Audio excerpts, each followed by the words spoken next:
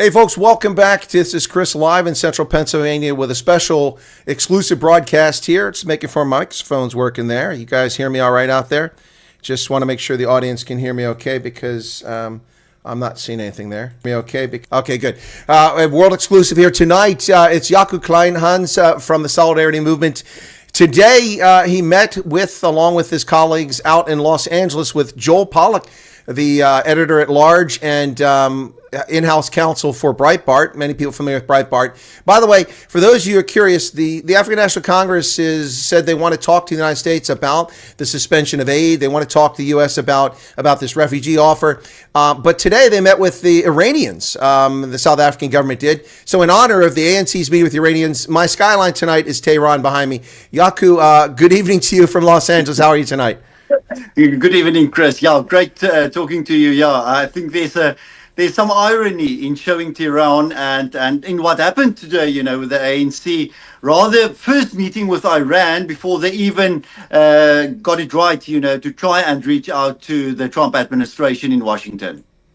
Well, in fact, they haven't had that meeting yet. They talked about having a meeting, and initially they said they'd send a team over here. So I don't know if they sent a team or what, but they seem to be focused on the one thing that Donald Trump made abundantly clear in his executive order, not so much about the treatment of South African minorities, but really about the International Court of Justice case for Israel and Gaza.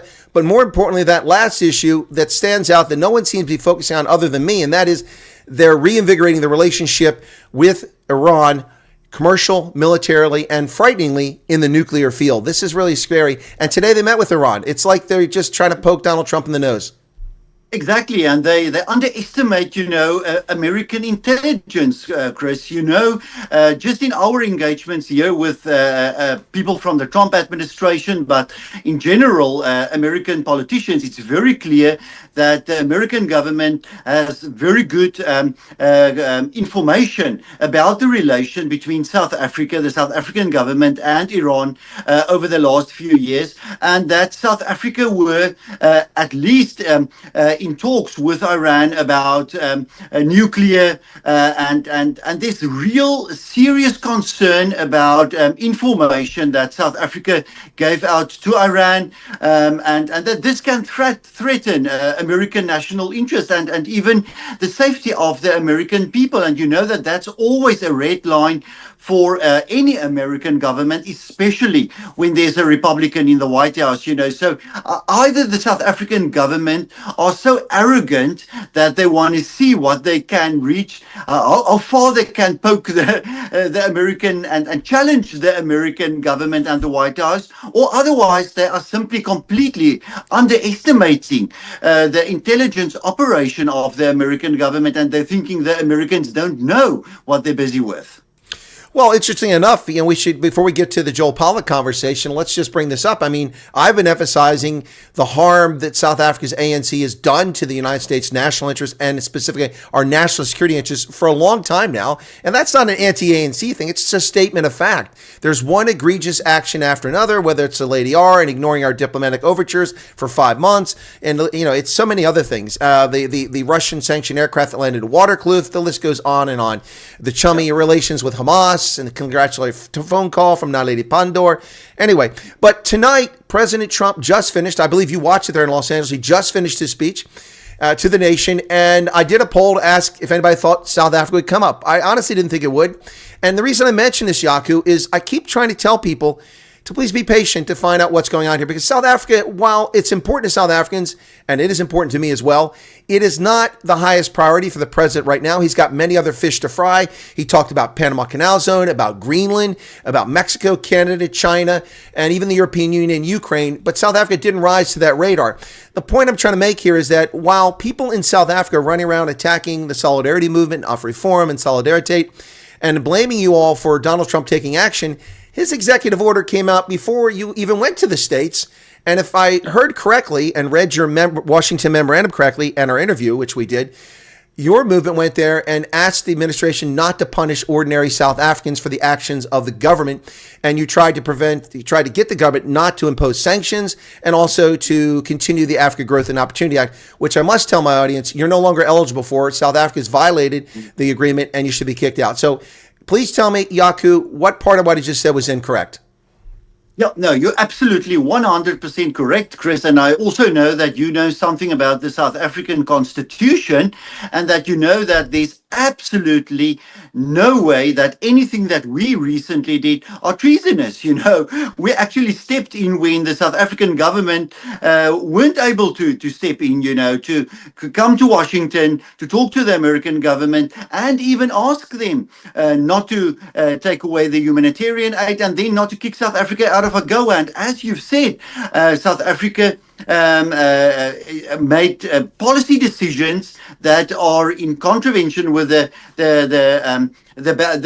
basic rules of the AGOA Act. The fact that the Appropriation Act was signed, the fact that South Africa are working with enemies of America, like Iran, like China, like Russia. That's just realities, that we need to deal with. But we came to Washington first and foremost on behalf of our members and on behalf of Afrikaners, but also on behalf of all South Africans, because at the end of the day, all South Africans are influenced by that. But you're making a very important point that I still also think that the South African government don't understand, and that is that South Africa is not a superpower. South Africa is not even a proper middle power anymore in world affairs. The fact that South Africa is currently the chair of the G20 summit is basically an administrative affair.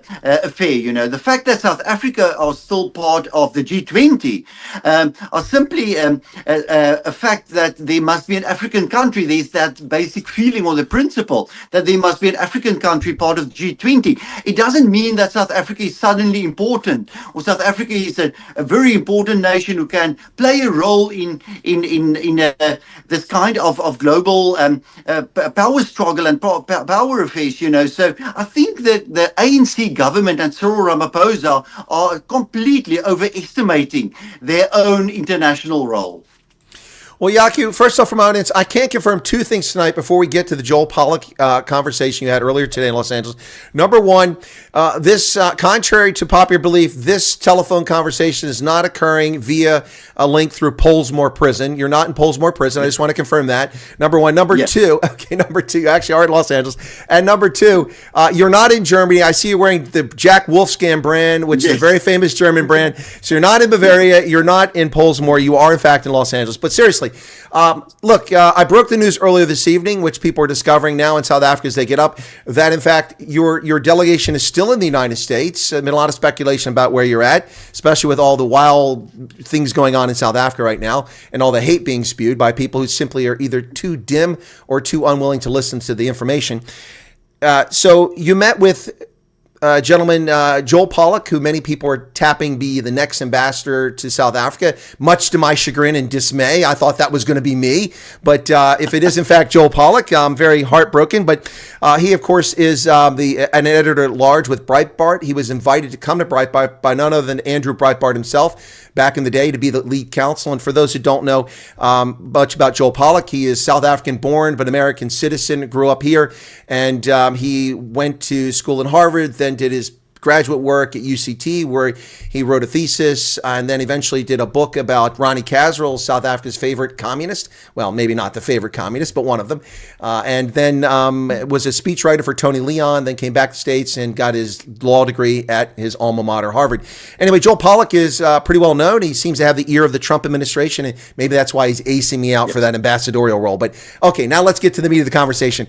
What can you tell us about the conversation? What did you guys talk about today? I mean, are there state secrets here? Well, no, I guess not. You're not from the state, but are there things you can share with us about your conversation with Joel Pollock? The floor is yours. Yes. Yeah, I can certainly do that, and thank you for the opportunity to do that, and to be honest with you, we had to keep it confidential until today, simply because we get life-threatening messages, our whole delegation over the last few days, very, very serious kinds of threats against us, coming through all kinds of different channels.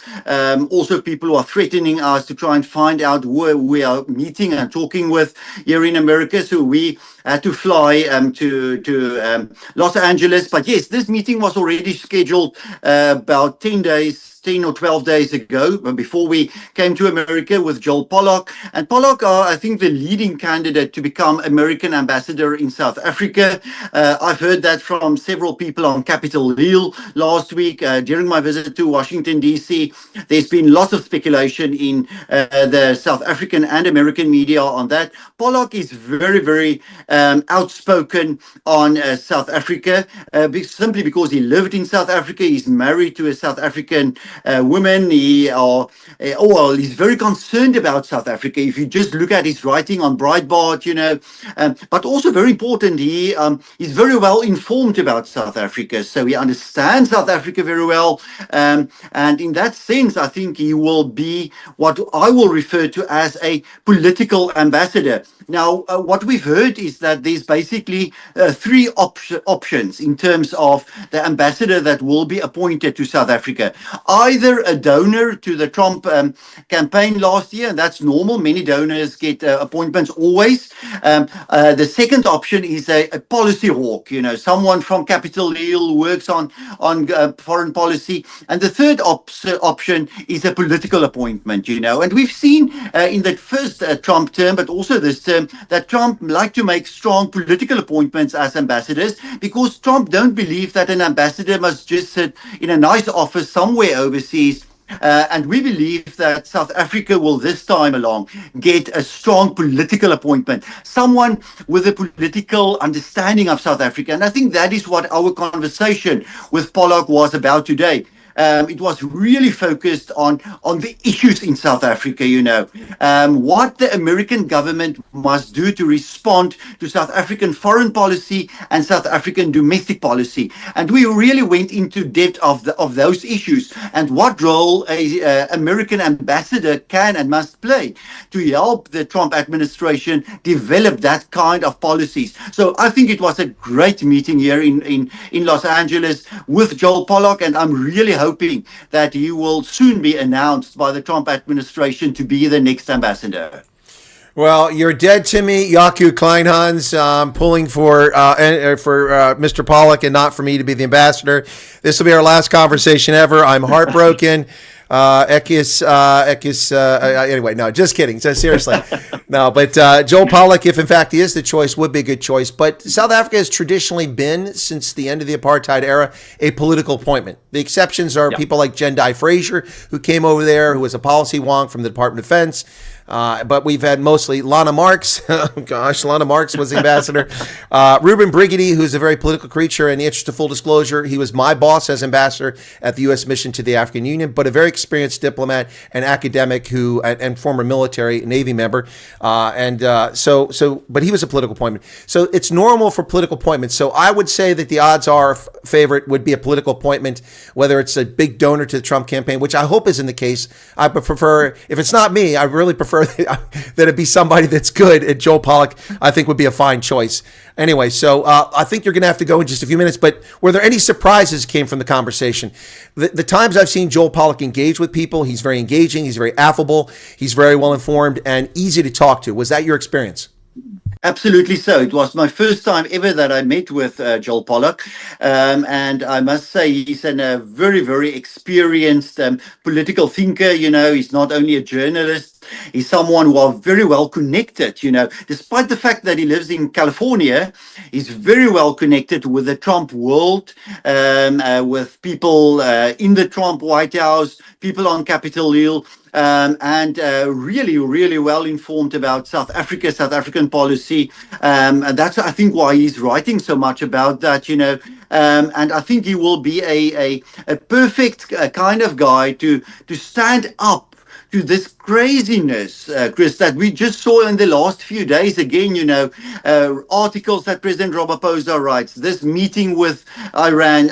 We can go on and on, of all of that, but the craziness of South African foreign policy, I think we need an American ambassador that will shock the system, but someone who will not only shock the system, but who will know how to respond and how to repair. Because we need good relations with America, but you need an ambassador who really have the political skills to deal with that. And I saw that today from Joel Pollock. I can absolutely say that that's a fact. And therefore, I believe that he will be kind of a perfect candidate, not someone just being involved for many years on Capitol Hill in all the old political relations, someone who comes from the outside, but who knows the inside very well. Well, I think that's a fair assessment, and I begrudgingly have to admit that I agree with it. But seriously, listen, Jaco, thank you very much. So I guess next time we talk, we'll be seeing you in the Arctic National Wildlife Refuge in Alaska, securing oil rights for South Africa into the future. I mean, who knows what comes next on the Solidarity and AfriForum tour of the United States. I want to thank you for coming on tonight. I'll give you the chance to get the last word in, but I know you've got to be somewhere in a few minutes. So before you get your word in, I want to say bye, donkey. It's always a pleasure to chat with you. And let's keep this out of Pollsmoor and let's keep it on the road. So any final thoughts you can share with us? And the floor is yours, sir.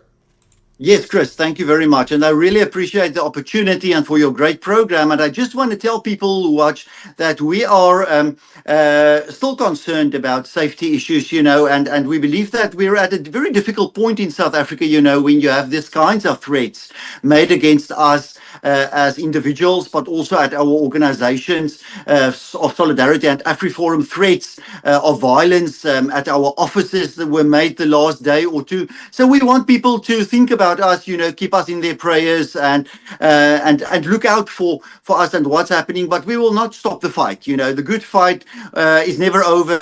We will keep on doing that. And we are very, very much committed to keep this relationship with America open. We are delighted with what happened in the last few days here in America, the kind of reception that we received in Washington, but also here in California. Americans are focused, again, politically very much focused on the right issues globally. And I think us as Afrikaners and as the Solidarity movement can be a part of that. So we're really thankful for what happened and what we experienced during this visit to the US.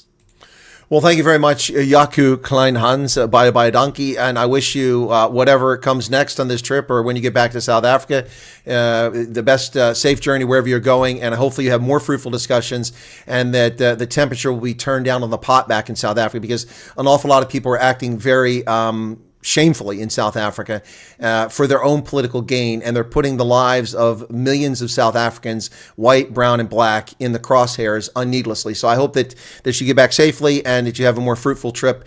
Again, thank you very much, and I'll let you drop off, and then I'm going to wrap up my stream here. Thank you very much. All right, folks, that's Jaco Kleynhans from the Solidarity Movement, who joined me from Los Angeles after his meeting earlier today with Joel Pollock from Breitbart, editor-at-large and the in-house counsel for Breitbart, an organization founded by none other than Andrew Breitbart, a reformed Democrat and leftist, as is Joel Pollock. But we, the OGs, have been conservative our whole lives. Thanks for being here. I want to apologize for the screw up there a little bit, folks, with the live. Because this thing didn't start when it was scheduled, when I went live, it connected automatically to the wrong program on YouTube. So I'm going to have to reset and set the Sunrise Edition for this evening. There's about 500 people here. If you want to go to the Sunrise Edition, we're going to do more discussion about this in just a few minutes. Give me about 8 or 10 minutes. I'll set it up and we'll go live with that stream in a few minutes. And once again, thanks to my guest, Jaco Kleynhans, and who also watched President Trump's speech. Quite inspiring. We'll be back with you in just a couple minutes, folks. Please join us. Look for the link right here on the channel. We'll be live in the next 10 minutes. Okay? And thank you all so much for being here.